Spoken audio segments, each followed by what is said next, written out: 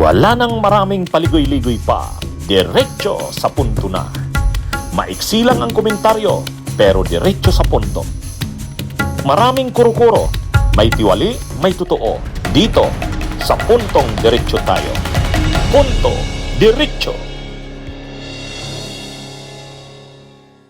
Nag-walk out yung minority senators kasi pag-usapan natin yan. Dito munang latest. Kasi nga, sabi mo nga, pinipilit nila Marcoleta. Ang gusto kasi ni Cayetano, magbutuhan na, Nal.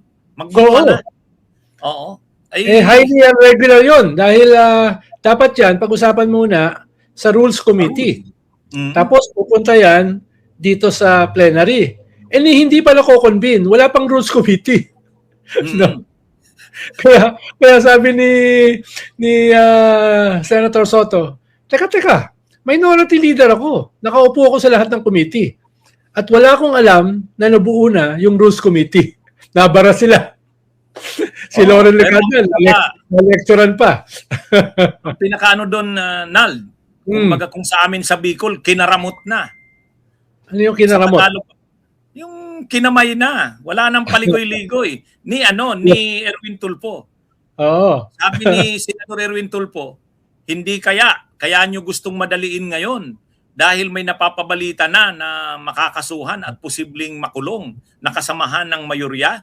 Talagang ginano na ni kasi binanatan pa siya ng unparliamentary. Sila yung unparliamentary, wala pa nga sa rules, gusto nila mag-plenary na. Bakit daw gustong madaliin? Yun ang point ni ano bang masyadong nagiging obvious na binabraso nyo na, sabi ni Senador Erwin Tulfo.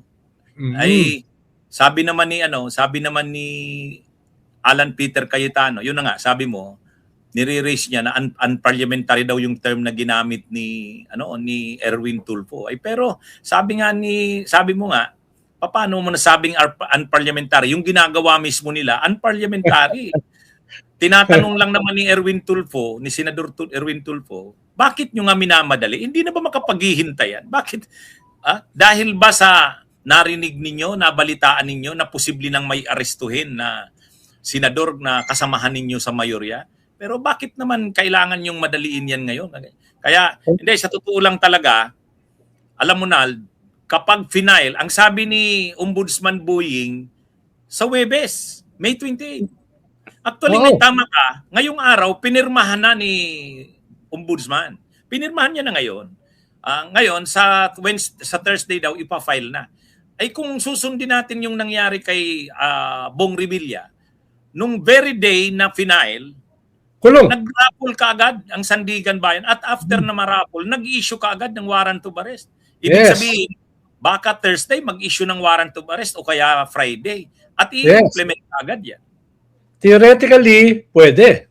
Walang impediment na gawin yon, di ba? Attorney? Wala. Walang legal impediment. Depende yan sa bilis o bagal ng Sandigan Bayan. Ang magde-decide na Sandigan Bayan. Pero nakita na nga natin dun sa case ni Bong Revilla, di ba nung araw mismo na final, kaagad-agad ni-raffle. At nung ni-raffle, kaagad-agad naglabas ng warrant of arrest. At si Bong Revilla kaagad-agad sumurrender din. Ayaw niya nang arestuhin siya. Voluntarily nag-surrender na siya. Di ba? Pumunta na siya. Onal, anong masasabi mo? Tinanong na dyan si Jinggoy Estrada kanina kung anong masasabi niya. Ang sabi ni Jinggoy, kung yan daw ang kabayaran o ang price ng kanyang pag-stand sa kanyang principle, so be it. Anong reaction mo? Tataas mo naman yung mata mo Gaganyan mo na. Gaganyan mo na naman pag mata. Ikatlo na niyang kulong yan.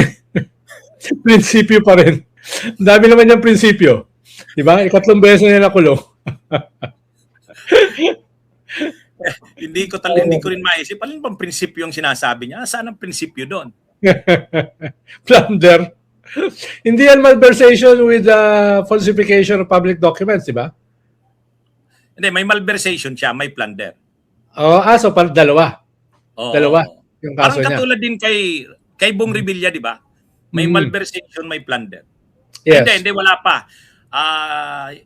May yung plunder ni Bong Revilla na preliminary investigation, 'di ba? Kaya umaattend pa siya doon sa sa DOJ. Si Bong Revilla dinadala pa ng BJMP sa DOJ kasi may preliminary investigation sa plunder. Okay? Tama. Pero ang naikaso na kay Bong Revilla, graft at saka malversation. Ang problema yung malversation niya, malaking amount. Kaya non-bailable. Ang nakapag-bail siya doon sa graft. Yes. Pero ang problema, may plunder din siya. Kaya anyway, itong kay Jinggoy, ano na to? Kaya ang sabi ni Erwin Tulfo, hindi kaya minamadali nyo yan. Kasi ang mangyayari, Nald, kapag nakulong na si Jinggoy sa Thursday, hindi na makakalusot yung amendment sa rules. Tayo na ang boto. 11-11. 11. Tapos, kung walang quorum, di ba? Wala. Hindi tuloy. Oo. No? Ang problema dyan, attorney, habang hindi pa nakukulong si Jinggoy, kailangan may isang minority na maiwan to question the quorum. Di ba? Kung may isang minority na matitira, tapos yung 12 na majority ay nandun, edi magkakaroon ng quorum. So medyo torn sila sa tactics yung minority. Dahil nga, kung wala sila doon, walang quorum. Pero wala namang magke-question ng quorum kung kahit isa sa kanila, wala. Katulad ng ginawa ni Tito Soto kanina. Naiwan siya at kinwestiyon niya ang quorum. Diba? So yan ang dilemma. Kanina, pinipilit pa sana ni Marcoletang i-insist na ay di ba, Madam President, kapag nagsimula tayo may quorum, kahit naman may mag-walk out na, tuloy pa rin tayo. Ay, nilikturahan sila ni Senate Minority Leader Tito Soto, talagang veterano rin. Sabi niya, ay yung question ng quorum at saka yung pag-move ng adjournment, yan? Nangungunang motion yan. Hindi dapat pinagdidebatehan yan. Sabi niya, akala ko ba magagaling kayo sa rules? Ganun yun. Wala nang nagawa si Soto, ay si Loren at saka si Cayetano. Oo. Kaya higit 10 taon na si Soto na nasa Senate no. Nasa tip na ng finger niya lahat ng rules na yan Pero ang isa pang maganda na nalinaw kanina. Yung case ni Lapid, ni Senador Lito Lapid. Ay di ba kahapon hinihila ni Marcoleta si Lapid kasi paalis na sana si Lapid. Tapos parang nililigawan nila si Lito Lapid. Kaya lang kanina, nag-manifest si Lito Lapid. Ang galing din. Sabi niya, yung kumakalat na chismis na ako'y lumipat na, hindi totoo. Hindi totoo yun, sabi niya.